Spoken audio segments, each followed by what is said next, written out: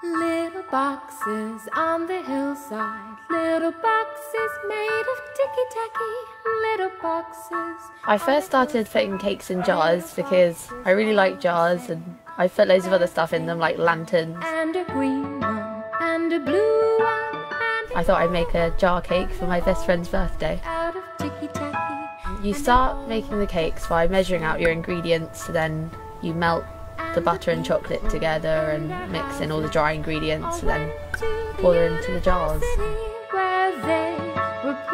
The cooking time for the jars is usually about 40 minutes.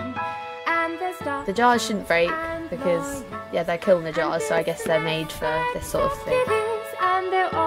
I'm thinking about putting other things into jars, like other types of cakes, maybe flapjacks, or I want to do cookies, but they have to be soft, so maybe like cookie layered cakes or Victoria sponges. Pretty children and the children. I've always liked baking because I like eating cakes.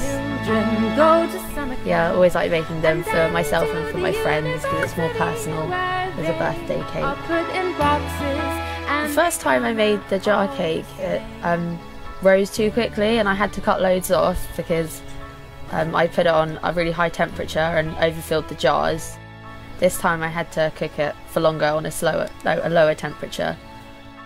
I also put the lid on too soon after it was cooked and it went really sweaty at the top. It wasn't nice. To make the cakes, you measure out all the ingredients first because then that's out of the way. And then you melt the butter and chocolate together because that needs to cool down before you mix it in with everything else. And then you preheat the oven because that will take a while as well. Mix the dry ingredients up with the mixer, add the melted stuff, and then put them in the jars and cook them for 40 minutes. Little boxes on the hillside, little boxes made of ticky-tacky, little boxes on the hillside, little boxes all the same.